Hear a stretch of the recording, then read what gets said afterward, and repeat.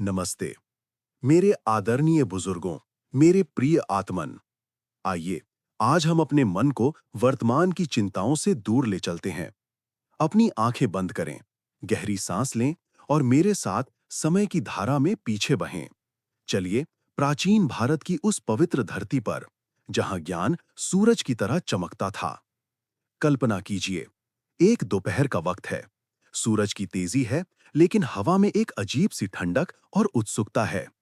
हम खड़े हैं नालंदा महाविहार में, जो उस समय पूरी दुनिया में ज्ञान का सबसे बड़ा मंदिर था। वहां एक विशाल मंच बना हुआ है।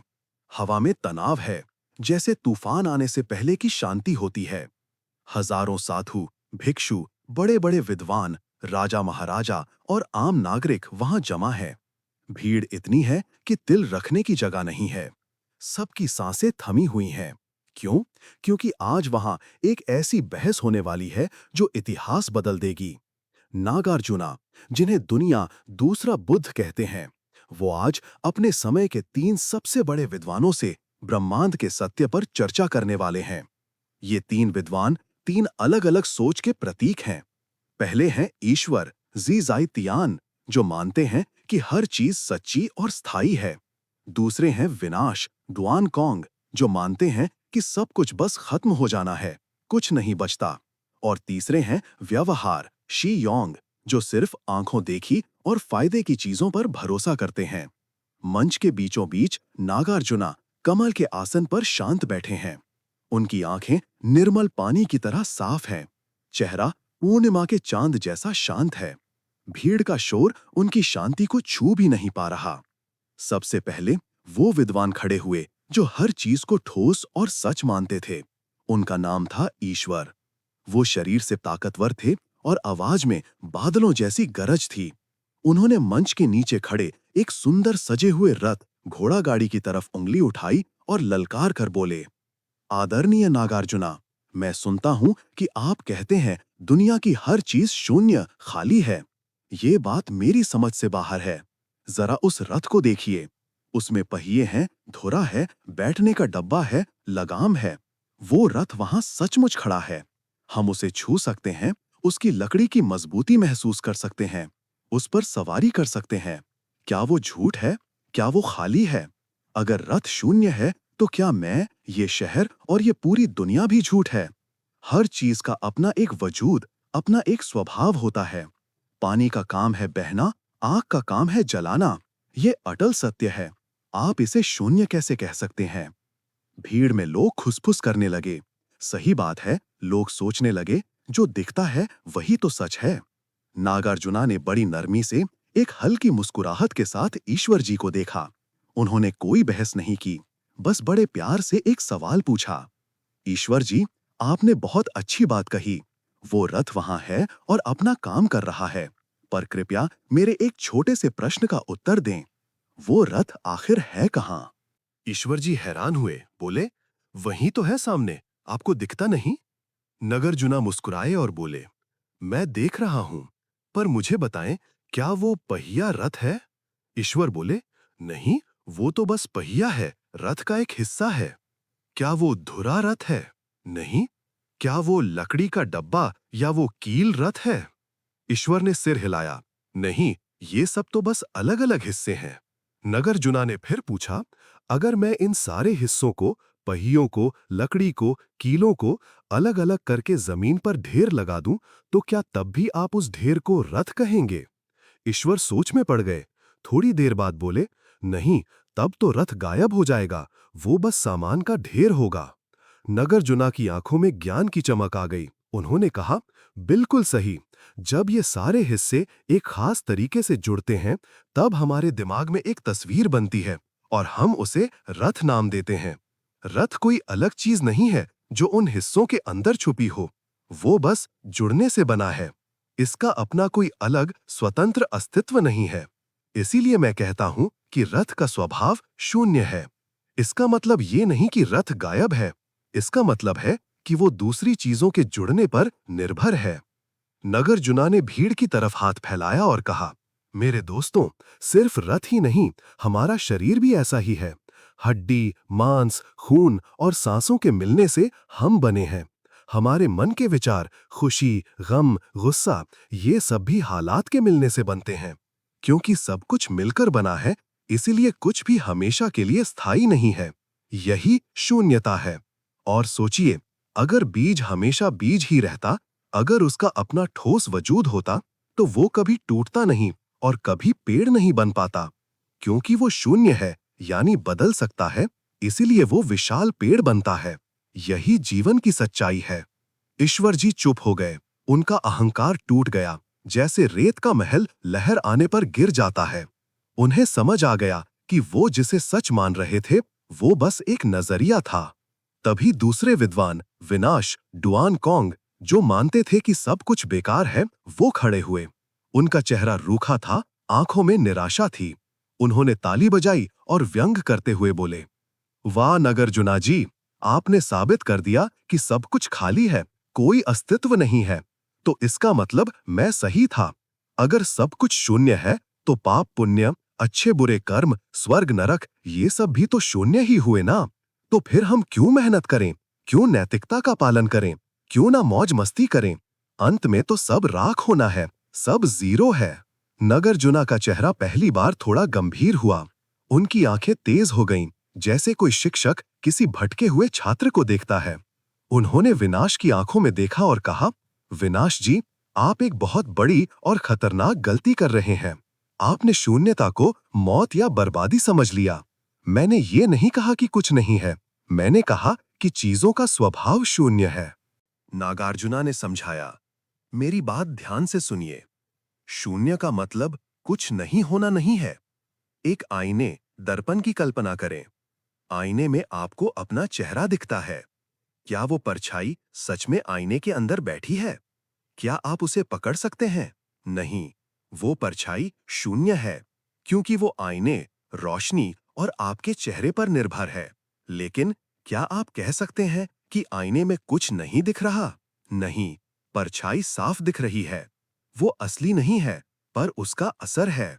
वैसे ही नागार्जुना ने आगे कहा, ये दुनिया है, हालांकि सब कुछ शून्य है, लेकिन हमारे कर्मों का असर सच में होता है। अगर आप किसी को मुक्का मारेंगे तो उसे दर्द होगा। वो दर्द शून्य नहीं है, वो महसूस होता है। अगर आप सेब का बीज बोएंगे तो सेब ही उगेगा, करेला नहीं। ये कर्म का नियम बिल्कुल सच है। शून्यता का मतलब जिम्मेदारी से भागना नहीं है, बल्कि ये समझना है कि सब कुछ जुड़ा हुआ है। इसीलिए हमें और भी सावधान रहना चाहिए, क्योंकि हमारे हर छोटे काम का बड़ा असर होता है। नागार्जुना ने अपना हाथ उठाया और कहा, मेरे हाथ को देखिए।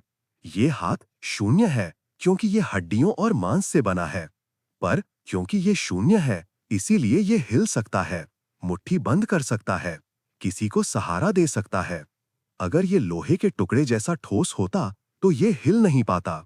तो याद रखिए, शून्य का मतलब है अनंत संभावना, इनफाइनाइट पॉसिबिलिटी। आपने उसे कुछ नहीं समझकर भूल की। विनाश जी के माथे पर पसीना आ गया। वो हक्का बक्का रह गए। उन्हें समझ आ गया कि शून्य का मतलब अंधेरा नहीं, बल्कि जीवन की रोशनी है। अंत में तीसरे विद्वान, व्यवहार, शी योंग, खड़े हुए। वो बड़े व्यवहारिक और सीधे आदमी थे। उन्होंने हाथ झटकते हुए कहा, अरे छोड़िए ये सब दार्शनिक बातें। आप लोग क्या हवा में महल बना रहे हैं? मैं तो बस वही मानता हूं जो दिखता है और काम आता है। भूख लगने पर खाना चाहिए, वो सच है। प्यास लगने पर पानी चाहिए, वो सच है। ठंड लगने पर कपड़ा चाहिए। ये आपकी शून्यता की बातें किसी का पेट नहीं भरती। इससे आम आदमी का क्या भला होगा? क्या ये बीमारी ठीक कर सकती है? अगर नहीं, तो ये सब बेकार है। भीड़ में कई लोग हाँ में सिर हिलाने लगे। रोटी कपड़ा ही तो सबसे जरूरी लगता है। नागार्जुना मुस्कुराए। उनकी मुस्कुराहट में माँ जैसी करुणा थी। उन्होंने बड़े प्यार से व्यवहार जी से कहा, मेरे मित्र, आपकी बात बिल्कुल सही है। भूख मिटाना जरूरी है, बीमारी का इलाज जरूरी है। पर सोचिए, आपने आज खाना खाया, पेट भर गया, पर क्या कल भूख नहीं लगेगी? आपने आज दवा लेकर बीमारी ठीक कर ली, पर क्या बुढ़ापा और मौत रुक जाएगी? हमारी सारी कोशिशें बस कुछ पल की राहत देती हैं, पर दुख वापस आ जाता है। नागार्जुना ने सबकी ओर देखा और गहराई से कहा, हमारी असली तकलीफ सिर्फ भूख या बीमारी नहीं है। हमारी असली तकलीफ है हमारे मन का डर और चिपकना। हम सोचते हैं कि ये पैसा, ये जवानी, ये लोग हमेशा रहेंगे। जब ये जाने लगते हैं तो हम रोते हैं। शून्यता का ज्ञान ही सबसे बड़ा व्यवहार है। क्यों? क्योंकि जब आप समझ जाते हैं कि सब कुछ बदलना तय है, तो आप दुख में टूटते नहीं हैं। आप समझ जाते हैं कि ये बुरा वक्त भी गुजर जाएगा। आप चीजों को पकड़ना छोड़ देते हैं और तभी आपका मन शांत होता है। खाना शरीर की भूख मिटाता है, लेकिन ये ज्ञान आत्मा की भूख मिटाता है। एक बीमार आदमी भी अगर शून्यता को समझ ले तो वो दर्द में भी मुस्कुरा सकता है। क्या ये सबसे बड़ी दवा नहीं है? व्यवहार जी सुनकर दंग रह गए। उन्हें पहली बार महसूस हुआ कि वो पेड़ की पत्तियां काट रहे थे, जबकि नागार्जुना ने जड़ पर पानी डाला था। तीनों विद्वानों ने श्रद्धा से नागार्जुना के आगे सिर झुका दिया। माहौल एकदम शांत और पवित्र हो गया। तभी भीड़ में से एक नौजवान ने हाथ जोड़ा और डरते हुए पूछा, भगवान, आपने सब कुछ समझा दिया, पर अगर सब कुछ शून्य है, तो फिर असलियत, अल्टीमेट रियलिटी क्या है? अंत में क्या बचता है? हम किसके सहारे जिएं? नागार्जुना ने ऊपर नीले आकाश की तरफ इशारा किया और कहा, बेटा, उस आकाश को देखो। कभी वहां सफेद बादल होते हैं, कभी काले बादल, कभी बिजली चमकती है, कभी तूफान आता है। बादल आते हैं और चले जाते हैं। हम बादलों को देखकर खुश या दुखी होते हैं, पर आकाश क्या है? आकाश वो जगह है जो बादलों को आने देता है, पर खुद कभी उनसे जुड़ता नहीं। वो ना गंदा होता है, ना साफ, वो बस है। वही असलियत है। शून्यता उस आकाश की तरह है। वो कोई चीज नहीं है जिसे तुम मुट्ठी में पकड़ सको। वो बस होने का एक तरीका है। असलियत ये है कि लहर और समुद्र अलग नहीं है, लहर ही समुद्र है। ये दुनिया ही सच है, बस इसे देखने का नजरिया बदलना है। जब तुम्हारे मन से सारे बादल, सारे लालच, सारे गुस्से, सारे डर हट जाएंगे, तब जो शांति बचेगी वही सत्य है, वही असलियत है। इसे कहीं बाहर मत ढूंढो, अपने मन के आईने को साफ करो, भगवान वहीं दिखेंगे। नागार्जुना की बात सुनकर नालंदा के उस विशाल मैदान में खड़े हजारों लोगों के दिलों में एक ठंडक पड़ गई। सबको लगा जैसे उन्हें कोई खोला हुआ खजाना मिल गया हो। उन्हें समझ आया कि वो बेकार में बाहर भटक रहे थे। शांति तो उनके अंदर ही थी, चीजों को छोड़ने में थी, पकड़ने में नहीं। मेरे बुजुर्ग दोस्तों, आज की ये कहानी हमें यही सिखाती है। हम जिंदगी भर मेरा मेरा करते हैं, चीजों को, रिश्तों को कसकर पकड़ते हैं। पर जब हम समझ लेते हैं कि सब कुछ बदलने वाला है, सब कुछ एक दूसरे से जुड़ा हुआ है, तो हमारा बोझ हल्का हो जाता है। हमारा बुढ़ापा, हमारी तकलीफें, सब एक कुदरती नियम है। इसे स्वीकार कीजिए। अपने मन को उस आकाश की तरह खुला रखिए। जब आप मैं को छोड़ देंगे, तभी आप सब बन जाएंगे। यही नागार्जुना का संदेश था और यही आज भी हमारे लिए संजीवनी है। अगर आज की इस चर्चा ने आपके दिल को छुआ हो, अगर आपको थोड़ी शांति मिली हो, तो इस ज्ञान को अपने तक सीमित ना रखें। इसे अपने दोस्तों, अपने परिवार के साथ बांटें, क्योंकि दिया से दिया जलाने से रोशनी बढ़ती है। ओम शांति, शांति, शांति, शांति।